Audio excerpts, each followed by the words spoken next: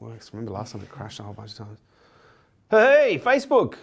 Are you there? Do you read me over? So here's what we're going to do, guys. We're going to dish out some tough love with me and you. Now, please understand, the whole context of this conversation is going to be around beating you up a little bit. Because every now and then, actually not every now and then, oftentimes on a regular basis, we all need to get our ass kicked a little bit, because every now and then we get complacent. Every now and then we get a little bit soft, and every now and then we need to take a couple of teaspoons of cement and harden the fuck up. And sometimes the best way to do that is to actually have someone look at your situation and just pull out all of the bullshit, pull out all of the love, and just go, you know what? Not all of the love, all of the softness in love, and just deliver it hard and fast. And so that's what we're going to do. Please understand, the direction and the intent I'm going to come from here is not to, I'm not better than anybody else. I'm not greater than anyone else. I'm not smarter than anyone else. But I do have a lot of experience, and I'm sure you do too. And I want to share as much of that as I possibly can. But I'm going to be very direct. So please don't misunderstand what this is all about. I'm not here to drop rainbows and fucking unicorns. I'm here to slay the unicorn and to drink the blood of the rainbow. Oh, that sounded really mean. Oh, I don't want to slay a unicorn. Can I take that back? I kind of like unicorns. They're tough love. So we're here to give you love, but there's going to be a bit of sting on it. There's going to be a bit of spank. We're going to open a can of whoop ass. All right. So Matty, what do we got? All right. Are you guys ready? Detroit. Oh my God. Saskatchewan. That's where my family's from. Saskatchewan. Here we go. Sorry. All right. Rock on. Let's do it, Matty. Who wants to be loved in a tough way? Who wants to be loved in a tough way? Give me your questions. What are your challenges? Give me your questions. What are they? Yeah. All right. I got one here. We got one coming in from Joe Game. Joe Game. So he says, no money, crap job, can't find clients for my business. I'm running in circles, too busy with other issues and other people's issues. So let me get this right. Too busy, crap job, no clients, too busy because he's working on other people's issues? Yeah, Fuck, I didn't hear a question. I just heard a whole fuck ton of excuses, mate. What's his name? Joe, stop it, mate. Seriously, stop it. Fucking settle down. Look, the reality is you're shaping your world right now, mate. The reality is whatever's going on in your world, you're creating the meaning for it. I know plenty of people that have a crap job that don't have clients, but they're out there fucking gunning for it. Look, the reality is if you're dealing with everyone else's issues, you're not going to be able to get a chance to deal with your own. One of the things that I hear on a very regular basis, at least a half a dozen to a dozen times a month, is it's this. Ladies and gentlemen, we'll be traveling at 38,000 feet. In the event of an emergency, an oxygen mask will deploy from the ceiling in front of you, above you, wherever it fucking comes from. In the event of that happening, please make sure you affix your own oxygen masks first before trying to affix the oxygen masks of others. And do you know why they say that? Because if everyone was trying to affix everyone else's oxygen mask, everyone would be fucking dead on the plane before it hit ground zero. The reality is, mate, you can't help anyone if you're not helping yourself. Now, you might think you're being selfless, perhaps by helping other people and putting everyone else first so you come last so that you can sit here and tell me you got a crap job and a crap business and no fucking clients. But the reality is by putting everyone else first, you're actually putting them last, because the reality is the best way that you could probably serve others, the best way you could probably help others is by setting an example of what potential looks like. What does it look like to express potential in a different way? Because here's what I can probably tell by your situation. Your day is probably a fucking Xerox machine. I can almost guarantee, and if I'm wrong, you can fucking slap me for it, but I could almost guarantee that your day looks almost exactly the same. I'm sure actually weeks, months, whatever you want to call it. But the reality is, Joe, if you want to get something different, you've got to do something different. And I'm not a fan of using the word selfish because I really don't like selfish people. But there's selfish and then there's self-centered. Now, I'm going to create some context here because I'm going to create a new definition for self-centered. Selfish is where you're doing everything for yourself. Self-centered is where you are centered, to me, where you are centered within self. Now, I know this is not the dictionary term, but when you are self-centered, you're centered within self. And you understand that in order for you to serve the world, in order for you to do what is it you need to do at the highest level, you need to meet your own needs first. You need to have your basic needs met. You need to have some of your beyond basic needs met so that you can really serve others. The reality is, Joe, if you want to be helping more people, because it sounds to me like you like to help people, and if you do, that's fantastic, mate. That's great. But the reality is, if you are helping people at the expense of helping yourself, then you're not actually helping anyone at all. The truth is, if you want to serve people at the highest level, you've got to put yourself first. You've got to demonstrate, you've got to lead, you've got to put yourself in a situation where you can show to the people that you're trying to help what it looks like to express potential in a responsible way. what it looks like to express potential in a way whereby, you're setting an example. Because oftentimes when people need help, and again, I don't know the context, so I'm only going with the information that I've got. People oftentimes get so much significance from the help of others that they learn to become dependent. And if you're someone that is constantly giving to others and you're constantly surrounding yourself with people who take from you, that's called codependence. And codependency, is up there, as a disorder, up there with something like addiction, because we become addicted to this situation where we're needed. And we become addicted to this situation where we're helping other people. And the other person on the other side, they become addicted to the situation where they are dependent and they need someone else. And it becomes, in many cases, this toxic environment, because all we're doing is supporting the needs of others without supporting the needs of ourselves. The best thing you can do right now, Joe, is just cut the shit. Remove the fucking excuses and just start putting yourself first, mate. Start putting your life start prioritizing your life. Start prioritizing your business, because the reality is, if you've got no money, okay, there are other ways that you can get business. Social media actually doesn't cost you anything. To do 4 posts a day on your Facebook page, okay, if you're doing it yourself, it doesn't have to cost you anything. Setting up joint ventures, it doesn't have to cost anything. You can actually go out there and identify who is your target market, who are the best people that you could be selling your products or service to, and then start identifying what other businesses right now already have my target market and have already acquired that target market.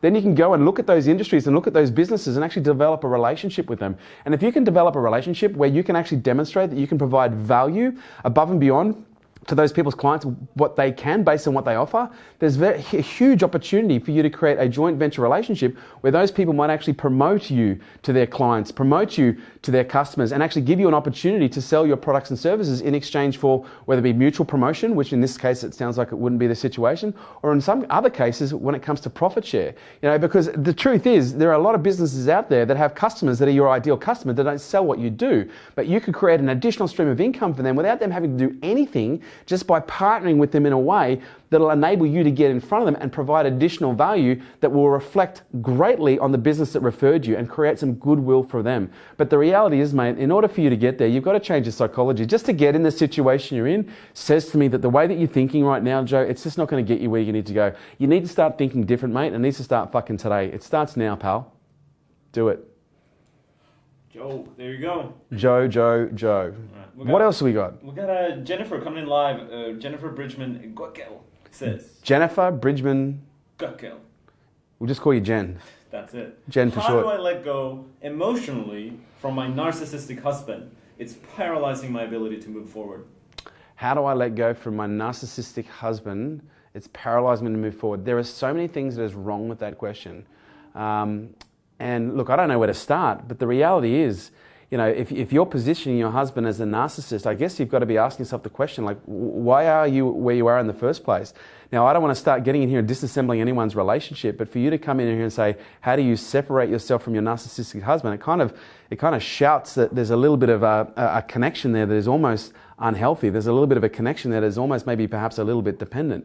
So look, my suggestion to you is that how do you separate yourself from your husband who's a narcissist?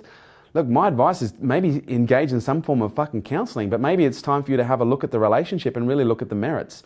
Because to be honest, in the way that question is presented, it's not presented in a really positive light.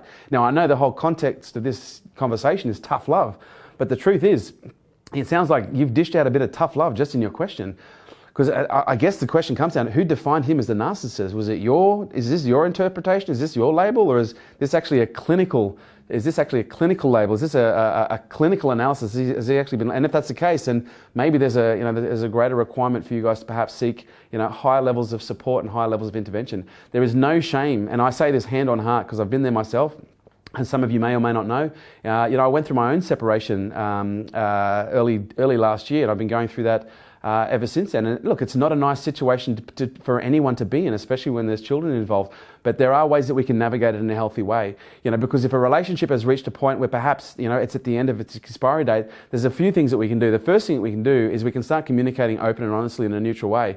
And the best way to do that is to perhaps have some kind of a mediator there. Maybe go and get some counseling. And you know what the funny thing is? Most people don't do anything about their fucking relationship going bad until it's too late. Most people don't do anything about their fucking health until it's too late. Most people don't do anything about their business until it's too late. It's not until their partner's walking out the door that they start suggesting, oh, maybe we should get counseling. Maybe maybe you should have fucking done that 12 months ago or 3 years ago. You know, most people don't do anything about their health until the doctor says if you don't lose 30 kilos in the next 6 months, you're gonna die. Maybe you should have perhaps thought about that when you were eating hamburgers like 3 years ago. Most people don't do anything about their business until an accountant tells them, dude, you're actually trading insolvent, which is illegal. We need to wind this shit up. And that's at that point, people start getting on the phone and seeing if they can find someone that can help them in getting a business coach. Most people wait until it's too late. What's their name again? Jennifer, come on. Most people wait until it's too late. If you really value your relationship, first of all, find a different way to label your husband. For fuck's sake, calling him a narcissist? Christ, what does that make you? What I would be more interested in is what is your relationship like with yourself? What is your husband's relationship with himself? Do you guys stay on both sides of the street, or are you guys constantly fucking, negging on one another and ploying one another and baiting one another to create some kind of reaction? Are you guys constantly judging each other, or are you literally looking at your own lives? My advice is maybe go and get some counseling. Maybe sit down and look at the relationship, because it's just framed all fucking wrong from the beginning, honestly. And again, I'm not trying to be rude here, but the context is tough love. But the reality is, as I've already said, most people don't do anything about a relationship until it's way too late.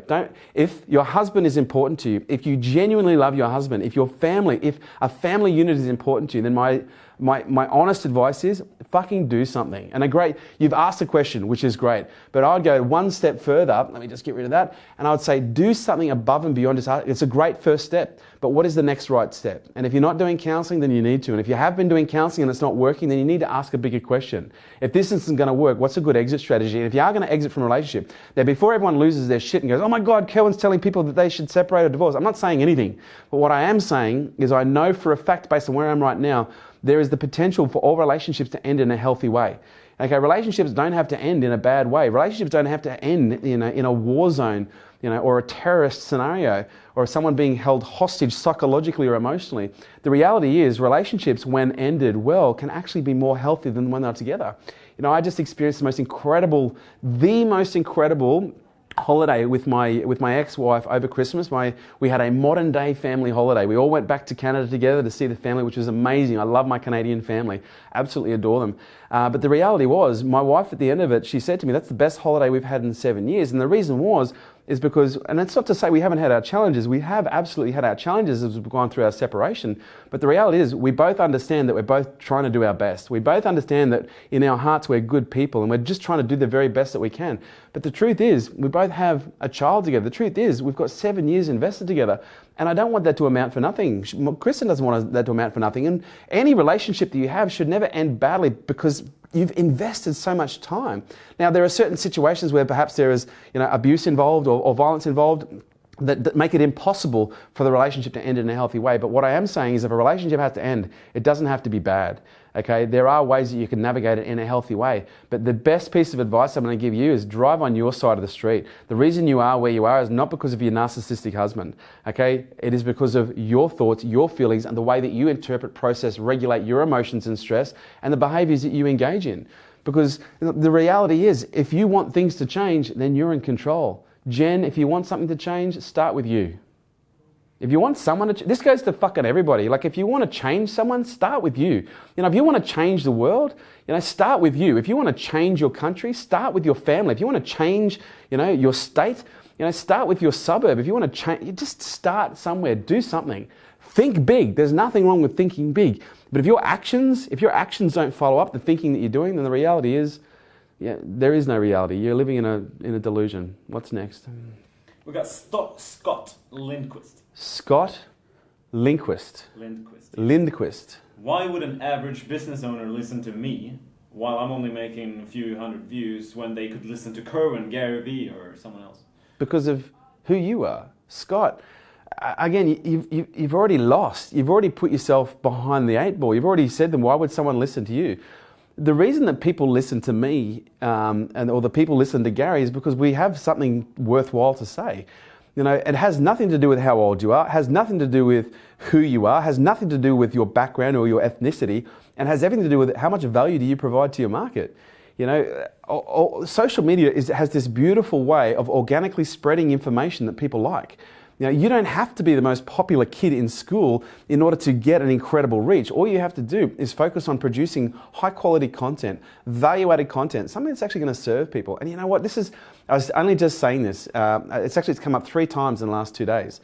Social media is not about trying to make money. Social media is about trying to make friends. And the way that we make friends is through connection. And the way that we create connections is through shared interests. And the way that we actually find who the people are that have shared interests is we start sharing the information of value that would capture the interest of the people that are most likely to want or need the products or services that you have. The beautiful thing about social media, yeah, maybe I have a bit of a following, but when I started, I didn't have a great following. You know, Gary has an enormous following, but if I was to sit there and look at and stand in Gary's shadow and go, well, I could never do what he does, I'm just going to play a much smaller game, there's no way in hell I'd be where I am right now. To me, it's not about competition, it's about service. Stop looking at yourself as a competitor in a market where you're competing with everyone else's attention.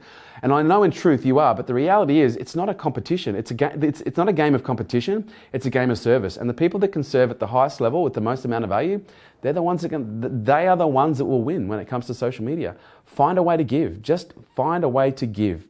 Give, give, give. Don't do this to make money. And that's not to say that you can't, but here's what I've learned about making money. When you focus on the things that, when done well, as a natural consequence, produce money, life becomes easier. And I see one of the biggest mistakes that people make is they focus on trying to make money. And when you focus on trying to make money, you will literally and actually start to sacrifice your morals and ethics in order to get the things that's most important to you.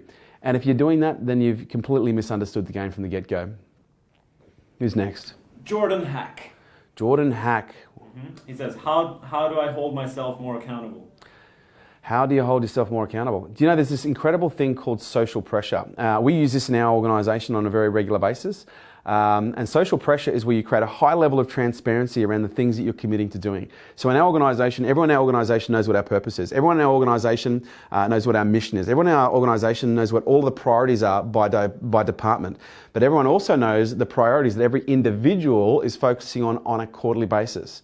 But it goes one step further. Everyone in our organisation also knows what are the goals that have been derived from those priorities that every individual is focusing on a weekly basis, and what are the tasks that are derived from the goals are people focusing on a daily basis. And the reason we create such high levels of transparency so that people can see what it is that everyone else is doing is because people will do more for others than they will do for themselves. You know, this is about understanding human nature. And human nature is it's so easy to hide, but when you create a high level of transparency, when you create an incredibly high level of transparency around the things that you are committing yourself to do, the motivation for you to actually follow through goes up. And the reason it goes up is we are mammals, we're herd mammals. And by virtue of what we are, we are inclined to augment our behavior to ensure that we stay connected to everybody else. So my advice is, and again, just tell me the question one more time, just so I'm really clear. How do I hold myself more accountable? Hold yourself accountable by being accountable. Put yourself in a situation where others can hold you accountable and be good to your word. Because, you know, we used to live in an age where people's word used to mean something. I think we should bring back the days where people's word actually meant something. You know, if you're going to make a commitment, don't do it as a strategy or as a false hope to get things done. Actually do it, say something because you mean it. And if you are going to commit to something, then follow through, because if you don't, then your word doesn't mean much. And that doesn't really hold a lot of weight in this world, because as far as I'm concerned, you know, where we are right now, the people who are most influential are the ones that back up what they say. So just do what you say you're going to do, become visible to other people, and just follow through. It's not rocket science, mate. Get the fuck on with it. Next question comes from Maida Garcia. Maida Garcia. How to deal with customers who are constantly trying to lowball you? How to deal with customers who are constantly trying to lowball you? You just don't. You know, to me, it's not a question of price. It's a question of value. You know, and you know, I'm the first person to say if anyone ever even attempts, but not many people even do anymore. But you know, when people used to attempt to try and negotiate with me, I say, look, if you want to spend less, that's fine. I'm sure there are other people out there that are a lot cheaper than me, and what you get, what you pay for. However, if you're looking for the best product or the best service, you know, and the greatest amount of value with the greatest probability of success, then maybe you should look at working with me, because obviously with what I do, you are going to pay more. And the reality is, you know, when you look at some of the services I provide, I'm a lot more expensive than most people. But the reason I am a lot more expensive is because the results that I produce, the value that I provide, and I can demonstrate that. And if you can't demonstrate that, then you might question it yourself. So step one, do you provide excessive value? Because if you do, then you don't need to negotiate. To me, I literally don't negotiate anything anymore. Like anything that I do is we just don't negotiate. It is what it is. The price is the price. And the reason that we hold true to it and the reason we convert at such a high volume is because we provide the value. We back it up. So as long as you can back up what you say you're going to do, as long as you provide the value, there is no need to negotiate. That doesn't mean that you just go, I don't negotiate, that's the price. You need to have the dialogue. You need to have the talk track whereby you can engage with the customer, talk to the customer. And here's another thing. When people are trying to lowball you on price, actually we just talked about this when we just filmed a Hey Kerwin, it often is an indication that they don't see the value at the level that's required for them to feel confident in the price that you're asking for. So I'd be diving also into the problems, because solutions have no value. Solutions only derive their value from the problems that they solve.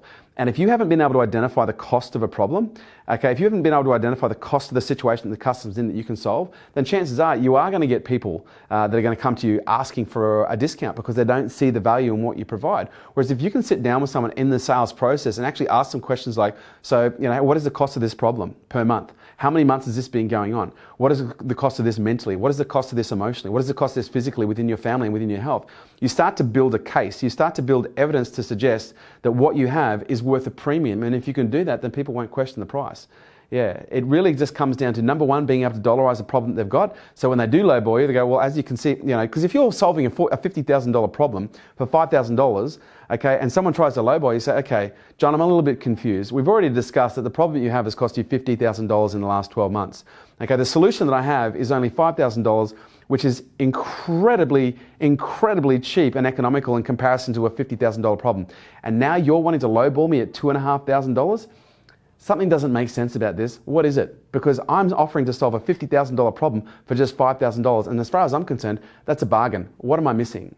And by asking that question, that's going to give you some feedback and some information that you can perhaps loop back around and fill in the blanks. But the reality is, it's never about price. It's always about value.